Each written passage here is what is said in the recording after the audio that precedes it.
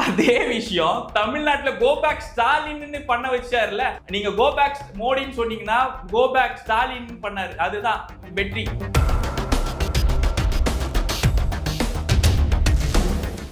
நாளைக்கு தொடங்கினால், நாளை தமிழ்நாட்டில் ஒரு புதிய சக்தி உருவாகினால் 1 கோடி தொண்டர்கள் நாளையே இணைவான். நான் இது அடிச்சு சொல்றேங்க. வேற எந்த கட்சிக்கும் கிடைக்காத அங்கீகாரம் இன்னைக்கு ஜென்சி பாலிடிக்ஸ் எந்த கட்சி பண்ண முடியும் அப்படின்னா ஒரு புதிய சக்தி தமிழ்நாட்டில் அண்ணாமலை தலைமையில நடக்கும். இது நான் நடக்கலன்னா நான் மாத்திக்கிறேங்க.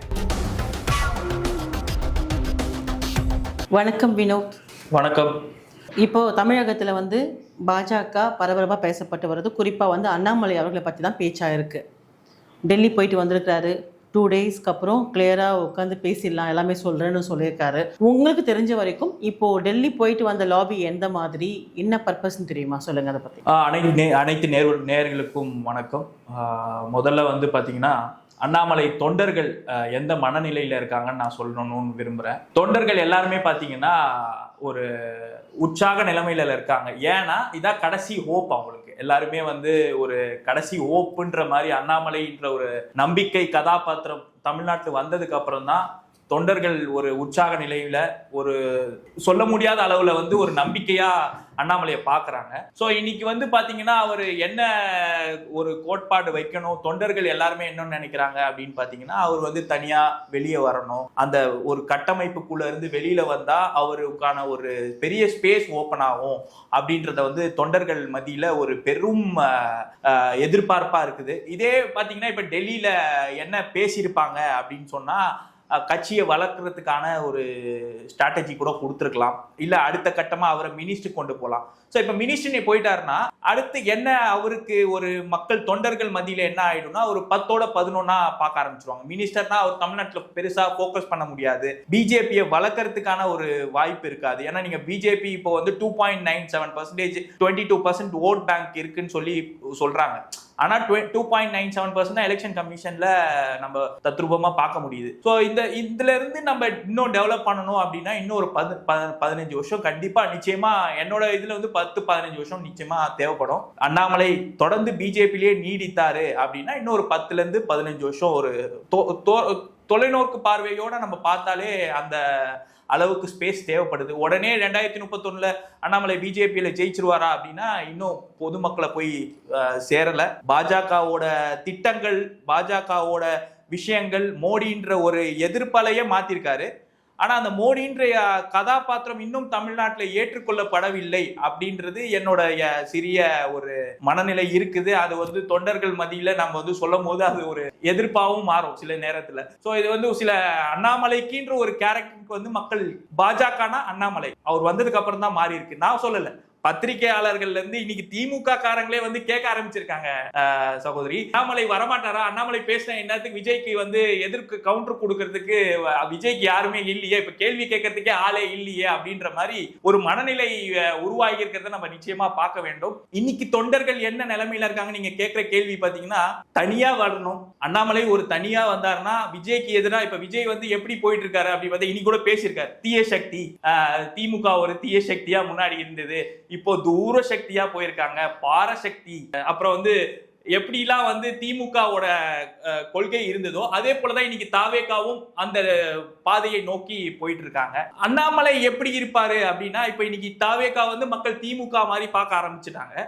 அண்ணாமலையை மக்கள் இனி ஒரு அதிமுக எப்படி இருந்ததோ, ஒரு ஜெயலலிதா காலத்துல அதிமுக எப்படி இருந்ததோ அந்த இடத்துல அண்ணாமலையை வச்சு மக்கள் பார்ப்பாங்க. இனிமேல அண்ணாமலை தனியா வந்தாலோ இல்ல அண்ணாமலை பாஜக ஒரு 10 ஆண்டுகள் வாய்ப்பு இல்லை. அவருக்குன்னு தனியா ஃபார்முலா கிரியேட் பண்ண போறது கிடையாது, பைலாவா உருவாக்க முடியாது. ஏன்னா நானும் பாரதிய ஜனதா கட்சியில ஒரு அடிமட்ட தொண்டன் எப்படி உழைச்சிருக்கேன்ட்டு பொதுமக்களுக்கும் தெரியும். நாங்க எவ்வளவு பண்ணிருக்கோன்றது பொதுமக்கள் பார்த்துட்டு தான் இருக்காங்க. சோ அந்த வகையில பாத்தீங்கன்னா இவருக்குன்னு தனியா பைலாவை உருவாக்கிட முடியாது. நிச்சயமா அவர் ஒரு எப்படி போவாருன்றது என்னோட கணிப்பா. நான் ஒரு அடிமட்ட தொண்டன், என்னோட கணிப்பையும் நிச்சயமா ஏற்றுக்கொள்வார். அந்த அடிப்படையில நான் சொல்றது சில விஷயங்கள் என்னன்னா அவர் ஒரு 6 மாச காலம் அரசியல் இருந்து ஓய்வு பெற்றாலுமே ஒரு 6 மாசம் இடைவெளியில ஒரு 50 லட்சத்துல இருந்து 1 கோடி மக்களோட தொடர்பை பெறலாம் முதல் கட்டமா.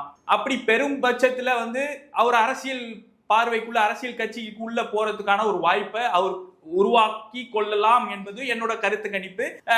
மக்களோட கணிப்பும் அப்படிதான் இருக்கு. ஏன்னா அவரோட தொண்டர்கள், அவர் வந்து ஒரு தொண்டர்களுக்கான தலைவன் என்பது ஒரு மாற்று கருத்தே இல்லை. அப்படி தொண்டர்கள் ஒரு ஆசைப்படுறாங்க அப்படின்னும் போது அதையும் யோசிக்கணும். மேலும் அவரோட விஷயங்கள்ல இல்ல மேல இருக்கவங்களோட அஜெண்டா என்ன அப்படின்றது பாரதிய ஜனதா கட்சியில ஒரு அஜெண்டா கூட வச்சிருக்கலாம். ஏன்னா இப்போ தொண்டர்கள் மத்தியில என்ன நிறைய இடத்துல பொதுக்கூட்டங்கள்லாம் நடத்தினாங்க. அந்த இடத்துல என்ன ஒரு இது பாத்தீங்கன்னா, அதாவது தேர்தல் முடிந்தது பின்னர் கருத்து கணிப்பு தொண்டர்கள் மத்தியில ஒரு கட்சி நிர்வாகிகிட்டையும் கேட்டிருக்காங்க. அப்போ வந்து அண்ணாமலையை நம்ம மிஸ் பண்ணிட்டோம், நீங்க வச்ச கூட்டணி வந்து சரியான கூட்டணியா அமையல, அதிமுக பாஜக இணைஞ்சது வந்து சரியான தலைமை இல்ல, விஜய உள்ள கொண்டு வந்திருக்கணும் அப்படின்றதெல்லாம் வந்து மக்கள் வந்து சொல்லியிருக்காங்க. இப்போ நிறைய அண்ணாமலையை நீங்க வந்து தலைமையா வச்சு தேர்தலை நம்ம சந்திக்கல, தனித்துவமா நம்ம சந்திச்சிருந்தோம்னா இன்னைக்கு வந்து அதிகமான வாக்கு சதவீதங்களை பெற்றிருக்க முடியும். அடுத்த தேர்தல் நமக்கு நிச்சயமா முதல்வராக உட்காரக்கூடிய வாய்ப்புகளை பெற்றிருப்போம் அப்படின்ற ஒரு தொண்டர்கள் மத்தியில அனைத்து இடத்துல பேசியிருக்காங்க. ஆனா இன்னைக்கு நான் ஒரு தொண்டனா ஒரு பொது பார்வையோட பார்க்கும்போது பாரதிய ஜனதா கட்சியோட நிலைமை வந்து ரொம்ப படுமோசமையா மாறி இருக்கு என்பது உண்மையா வெளிப்படையா நான் சொல்ல வேண்டும். ஸோ நீங்கள் இதுதான் நிலைமைன்னு சொல்லியிருக்கீங்க. ஆனால் என்ன நடந்திருக்கு? இது வந்து டெல்லி மேடம் வந்துட்டு அதை அக்செப்ட் பண்ணிக்கிட்டாங்களா? அவர் கட்சியிலிருந்து ஃபர்ஸ்ட் இப்போ விலகிற முடிவுக்கு வந்திருக்கு தான் நம்ம பார்க்குறோம். பட் இப்போ ரெசிக்னேஷன் கொடுக்குற அளவுக்கு வந்தாச்சா? பேசி முடிச்சுட்டாங்களா? என்ன சொல்றாங்க டெல்லியில இருந்து? அதாவது ஒரு தொண்டனாக நான் வந்து உடனே சொல்ல முடியாது. அவர் 2 நாள் அவகாசம் கேட்டிருக்காரு. 2 நாள்ல எல்லாத்துக்கும் பதில் சொல்றேன்னு சொல்லியிருக்காரு. 2 நாள்ல ஏற்கனவே ஒரு கேள்விக்கு பதில் எல்லா தொண்டர்களுக்கும் இருக்கு. ஏன்னா அவர் போகும்போது மே 4ஆம் தேதி நான் ஏன் தேர்தலில் போட்டி இல்லை அப்படின்னு சொல்லிட்டு ஒரு கேள்விக்கு பதில் இருக்கு. என்னை தூக்குனாதான் பாரதிய ஜனதா கட்சி தலைவரா என்னை தூக்குனால் மட்டுமே கூட்டணி அமையும் சொன்னாரு. நான் தேர்தலில் போட்டியிட மாட்டேன்னு சொன்னாரு, அதுவும் நடந்தது. இதுக்கெல்லாம் இந்த கேள்விகளுக்கு எல்லாம் விடை இப்போ டெல்லிக்கு சென்றதுக்கான ஒரு விஷயமா இருக்கும் அப்படின்றதுக்கான அறிகுறி என்கிட்ட நிறைய இருக்கு. ஸோ அதனால வந்து அண்ணாமலை தலைமையில ஒரு புதிய மாற்றங்கள் வரலாம் அப்படின்றது மக்கள் மத்தியில ஒரு யூகமா கிளம்பி இருக்கு. பொதுமக்களும் அதை விரும்புறாங்க. எங்க கட்சி நிர்வாகிகளே அதை வந்து ஏற்றிருக்கும் போது பொதுமக்கள் வந்து ரொம்ப ஆர்வமா இருக்காங்க. இவரை நீங்க உள்ளுக்குள்ளே கட்சிக்குள்ளே இப்ப பாரதிய ஜனதா கட்சி தொண்டர்களே வந்து எடுத்தா கூட, ஆனா தொண்டர்கள் மத்தியில பொதுமக்கள் மத்தியில நிறைய அண்ணாமலை மாதிரி ஒருத்தர் இல்லையே, அதை வந்து எடுத்து கேட்கறதுக்கு, இப்ப தாவேகாவோட தவறுகளை சுட்டி காட்டுறதுக்கு அண்ணாமலை எங்க போனார், எங்க சென்றார்? அவர் குடும்பத்துல இது வரைக்கும் வருஷம் ஃபுல்லா வேலை செய்யறவருங்க. அவருக்கு ஒரு தொண்டருக்காக ஒரு பிரச்சனைனா களத்துல நிக்கிறவர். உங்களுக்கு தெரியும், மத்திய அரசை வந்து சில விஷயங்கள்ல எதிர்த்து பேசியிருக்காரு. எதுக்காக பேசியிருக்காருன்னா, ஒரு சாதாரண ஒரு விஷயம் நான் சொல்லணும்னு நினைக்கிறேன். அரிதாப்பட்டின்ற ஊர்ல டங்ஸ்டன் எடுக்கிறதுக்காக ஒப்பந்தத்துக்கு கையெழுத்திடப்பட்டது. அது மத்திய அரசு கொண்டு வந்தது தான். அந்த டங்ஸ்டனுக்காக, அந்த மக்களுக்காக, அரிதாப்பட்டி மேலூர் மக்களுக்காக அங்கே சென்று எண்மண் எண் மக்கள் யாத்திரையில உடனே சென்று அங்க போய் பேசியிருந்தாரு. அந்த விவசாயிகளுக்காக, அந்த மக்களுக்காக, பொதுமக்களுக்காக தொண்டனாக. ஏன்னா அந்த மக்களோட ஊர்ல எப்படி நம்ம வாழணுமோ, வாழ்வாதாரம் பாதிக்கப்படக்கூடாது, விவசாய நிலம் பாதிக்கப்படக்கூடாது, அந்த மக்களின் நிலம் பாதிக்கக்கூடாது அப்படின்றதுக்காகவே போய் உடனே மத்திய அரசு, அப்ப வந்து நம்ம மைன்ஸோட மினிஸ்டர் வந்து பாத்தீங்கன்னா கிஷன் ரெட்டி, அவர்கிட்ட உடனே போய் இதை பத்தி விளக்கி இந்த மக்களுக்கு வந்து நிரந்தர தீர்வை கொண்டு வருவேன்னு சொல்லிட்டு உடனே அவர் போலங்க மினிஸ்டர் கிட்ட அந்த பொதுமக்களையே கூட்டிட்டு போயிருக்காரு. ஒரு 10 பேரை கூட்டிட்டு போய் அந்த விஷயத்தை முடிச்சு காட்டிட்டு வந்தவர். அதுதான் அந்த மக்களே வந்து இன்னைக்கு யார பாராட்டுறாங்க, பாராட்டு விழாவே வச்சாங்க. அண்ணாமலைன்ற ஒரு மனிதருக்காக பாராட்டு விழா. ஏன்னா அவர் எம்எல்ஏ கிடையாது, எம்பி இல்லை. நீங்க உண்மைதாங்க, எம்எல்ஏ இல்லை, எம்பி இல்லை, கவுன்சிலர் இல்லை, ஒரு சாதாரண வார்டு மெம்பர் கூட இல்லை. ஆனால் தமிழ்நாட்டில் அண்ணாமலை என்கிற கதாபாத்திரத்தை நீக்கிவிட்டு நீங்க வந்து அரசியல் இனி தமிழ்நாட்டில் எந்த ஒரு கட்சியும் செய்ய முடியாது என்பதற்கு அடையாளம் அதுதான். ஏன்னா நீங்க பாத்தீங்கன்னா இப்போ தமிழ்நாட்டுல ஒரு வெற்றிடம் இருக்குங்க. திமுக என்பது தாவேகாவா ஆயிடுச்சு. அதிமுக என்பது யார் என்றது கேள்விக்கே இதுவே கிடையாது. அதிமுகன்ற இடத்திற்கு அண்ணாமலை வந்து விட்டார்.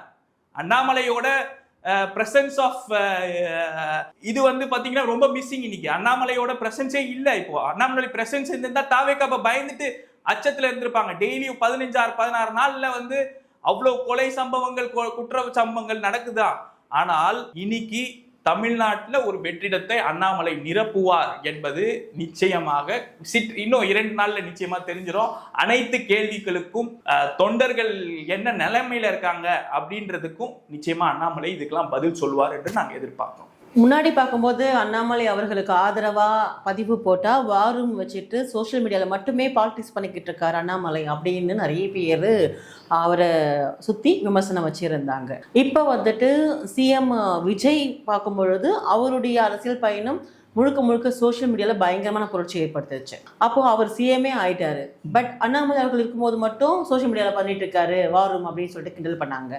இந்த ரெண்டுத்தையும் நீங்கள் எப்படி பார்க்குறீங்க? ஒரு விஷயங்க, அதாவது வார் ரூம்ன்றது அவர் ஒரு விஷயத்துல சொல்லியிருப்பார். இது வார், இது பொதுமக்களுக்கான வார் அப்படின்ற மாதிரிலாம் நிறைய விஷயம் பேசியிருப்பாரு. சோசியல் மீடியால கட்சி இல்லாத பொதுமக்களும் வந்து கலந்து அண்ணாமலை பேசுற விஷயத்துக்கு ஆதரவா பேசுவாங்க. அது கூட வார் ரூம்னு எடுத்துக்கலாம். புரியுதுங்களா? வார் ரூம்ன்றது நான் கூட ஒரு வார் ரூம், நீங்க கூட ஒரு வார் ரூம், அவர் ஒரு வார் ரூம், இப்படி எல்லாருமே ஒரு வார் ரூமா வந்து மக்கள் வந்து ஆக்டிவா பார்ட்டிசிபேட் பண்ணிக்கிட்டாங்க. ஸோ இது வந்து என்னன்னா அண்ணாமலை தான் தனிப்பட்ட முறையில் அவர் பண்ற ஆக்டிவிட்டிக்காக வந்தாங்களே தவிர்த்து யாருமே வந்து அண்ணாமலை தனியா வார் ரூம் வச்சிருக்காரு அப்படின்லாம் வந்து சொல்றது இல்லை. இப்ப திமுகல வந்து எத்தனையோ 300 கோடி செலவு பண்ணி பெண்ன்ற ஒரு அமைப்பு வச்சிருந்தாங்க. இவருக்கு நம்ம பிரசாந்த் கிஷோருக்கு ஃபண்ட் பண்ணியிருந்தாங்க ஐபேக்கு இதுக்கு முன்னாடி. இப்போ டிஎம்கேவும் அதே மாதிரி விஓசின்னு சொல்லி வாய்ஸ் ஆஃப் காமன்ஸ்னு வந்து டிஎம்கே டிவிகே வச்சிருந்தாங்க. ஸோ இது எல்லாமே வந்து பார்த்தீங்கன்னா ஆதவ அர்ஜுனாவை நோக்கி தான் அந்த ஐபேக்கை கொண்டு வந்தார். ஆதவ அர்ஜுனா தான் இப்போ வாய்ஸ் ஆஃப் காமன்ஸை ஓப்பன் பண்ணி ஐபேக்கையும் வந்து டைப் பண்ணாரு, நம்ம எல்லாருமே பார்த்தோம். ஸோ இதெல்லாம் வந்து டிஎம்கே டிவிகேன்னு இல்லை, பிஜேபியும் கிடையாது, பொதுமக்கள். ஆனால் அண்ணாமலையோட வார் ரூம்ல இணைஞ்சாங்க. ஆனா இவங்களோட யார் இணைஞ்சாங்கன்றது உங்களுக்கு தெரியும். இவங்க எல்லாமே கள்ள கூட்டணி. இவங்க ஆதவ அர்ஜுனாவும் சரி திமுகவும் சரி எல்லாமே கள்ள கூட்டணிங்க. இது அதுதான் அண்ணாமலை கிடைத்த மரியாதை, அங்கீகாரம், தமிழ்நாட்டு மக்கள் கிட்ட கிடைத்த அங்கீகாரம். இன்னைக்கு இன்னொரு விஷயமும் நான் சொல்லணும்னு நினைக்கிறேன். என்னன்னா இப்போ ஒரு சின்ன விஷயங்க, தொண்டர்கள் எந்த அளவுக்கு ஆக்டிவா இருக்காங்க நான் சொல்றேன். ஒரு ஹேஷ்டேக் ஒன்னு போட்டார். இது வரைக்கும் கோ பேக் மோடின்னு சொல்லி தமிழ்நாட்டுல நடந்துட்டு இருக்க விஷயம். அதே விஷயம் தமிழ்நாட்டுல கோ பேக் ஸ்டாலின் பண்ண வச்சாருல. நீங்க கோ பேக் மோடின்னு சொன்னீங்கன்னா கோ பேக் ஸ்டாலின் பண்ணாரு. அதுதான் வெற்றி. இதே கோபேக் ஸ்டாலினுக்கு 2 மில்லியன் ட்வீட்ஸ் போட்டாங்க. பாரதிய ஜனதா கட்சி தொண்டர்கள் மட்டும் இல்ல, வார் ரூம் கிடையாது, பொதுமக்கள் இணைஞ்சு 2 மில்லியன் ஹேஷ்டேக் ட்வீட்ஸ் போட்டாங்க. இதுதான் அதோட வெற்றி. இதுதான் அண்ணாமலைக்கு கிடைத்த அங்கீகாரம். நீங்க உங்களுடைய சமூக வலைத்தள பக்கத்துல இப்போ ஒரு பதிவு போட்டிருக்கீங்க, இந்த மாதிரி நான் இன்டர்வியூ கொடுக்க போறேன் அப்படி சொல்லிட்டு. அதாவது இன்னும் 2 நாள் இருக்கு, அவரே இன்னும் எதுவும் பேசுறதுக்கும் வெயிட் பண்ணாம இப்பவே நீங்க வந்து ஏதோ கிளப்பி விட்ட மாதிரி இருக்கு. What is that? நான் வந்து ஒரு விஷயம் சொல்லணும்னு நினைக்கிறேங்க. நான் வந்து ஏன்னா ஒரு தொண்டரும் அவங்களுடைய மனநிலையை இழந்தக்கூடாது அப்படின்றதுக்காக நான் ஒரு சிறிய பதிவு ஒன்று போட்டு வந்தேன். தொண்டர்கள் எவ்வளவு உற்சாகம் அடையணும் அப்படின்றது அண்ணாமலையை சார்ந்துதான் அரசியல் நடக்குது. ஏன்னா நீங்க பாத்தீங்கன்னா என்னோட பதிவே பாத்தீங்கன்னா தெரியும். மக்களே, நான் இப்ப வந்து ஒரு பேட்டி கொடுக்க போறேன், தலைவர் அண்ணாமலை அவர்களுக்கு தீவிர தொண்டர்கள் பேரை கொடுங்க. ஒரு மாவட்டத்துல ஆள் இல்லைன்னு சொல்றாங்க, காசு கொடுக்கறதுக்கு ஆள் இல்லைன்னு சொல்லும் போது எல்லா கட்சியும் எங்கேருந்து ஃபண்டு வாங்கியிருக்காங்கன்னு தெரியும் உங்களுக்கே. நீங்க பாத்தீங்கன்னா பத்திரப்பதிவுகளை, அந்த பத்திரங்களை எலக்ட்ரானல் பாண்டுன்னு சொல்லுவாங்க, அந்த எலக்ட்ரானல் பாண்டை வச்சுதான் ஒரு கட்சியும் ஃபண்டு வாங்கியிருக்கு.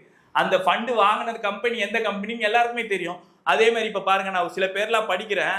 மதுரையை சார்ந்த விஷ்ணு பிரசாத், கன்னியாகுமரியை சார்ந்த கோபாலகிருஷ்ணன், பாருங்க பிரியான்றவங்க திருவள்ளூர், சரவணன் ஃப்ரம் திருநெல்வேலி, சதீஷ், கணேசன் ஃப்ரம் கரூர், ஈரோட்ல இருந்து ருத்ரன், ராஜ்குமார் திருப்பூர், மஞ்சுன்றவங்க மத்திய சென்னை கிழக்கு, சூர்யான்றவர் கன்னியாகுமரி, கடலூர் மாவட்டம் பழனி, பிரசாந்த்ன்றவர் சென்னை மேற்கு மதுரவாயில இருக்கவர், சுகுமார்ன்றவர் சென்னை கிழக்கு மாவட்டம், செந்தில்ன்றவர் மத்திய சென்னை அண்ணா நகர் பகுதி, நிர்மலான்றவங்க சென்னை மத்திய சென்னை, அப்புறம் பாரு முத்துப்பாண்டின்றவர் திருவள்ளூர், வெங்கடகிருஷ்ணன்றவர் திண்டுக்கல், விஜய்ன்றவர் திருவள்ளூர் மாதாவரம், குருபாலன்றவர் திருவள்ளூர் பூந்தமல்லி, ரவின்றவர் தர்மபுரி, யோகேஷ் நாராயணன்றவர் சென்னை கிழக்கு மாவட்டம், ஜானகிராமன்றவர் கரூர், மணிகண்டன்றது கடலூர் மாவட்டம், குணசீவன் என்றவர் திண்டுக்கல் மாவட்டம், அஜய் கிருஷ்ணன்றவர் மயிலாப்பூர், திருநாராயணன்றவர் திருவண்ணாமலை, பரத்குமார் என்றவர் சேலம், நாராயணன்றவர் தென்காசி மாவட்டம், ராஜேஷ் என்றவர் கன்னியாகுமரி மாவட்டம், பிரசன்னான்றவர் கடலூர் மாவட்டம், மணின்றவர் கடலூர் மாவட்டம், வேலூர். படிக்க தொண்டர்கள் எக்கச்சக்கமான பேர் பதிவு பண்ணிக்கிட்டே இருக்காங்க. நான் வந்து எல்லா பேரையும் படிக்க முடியல, எல்லாரும் வந்து அண்ணாமலை அவர்களின் ஆதரவாளர்கள்னு மட்டும் நான் சொல்றேன். ஏன்னா தொண்டர்கள் எங்க இருந்து வருவாங்கன்னு கேக்குறாங்கல்ல, எப்படி இவ்வளவு பேர் தொண்டர்கள் நாளைக்கு தொடங்கினால், நாளை தமிழ்நாட்டில் ஒரு புதிய சக்தி உருவாகினால் 1 கோடி தொண்டர்கள் நாளையே இணைவான். நான் இது அடிச்சு சொல்றேங்க. வேற எந்த கட்சிக்கும் கிடைக்காத அங்கீகாரம் இன்னைக்கு ஜென்சி பாலிடிக்ஸ் எந்த கட்சி பண்ண முடியும் அப்படின்னா, ஒரு புதிய சக்தி தமிழ்நாட்டில் அண்ணாமலை தலைமையில நடக்கும். இது நான் நடக்கலன்னா நான் வந்து மாத்திக்கிறேங்க.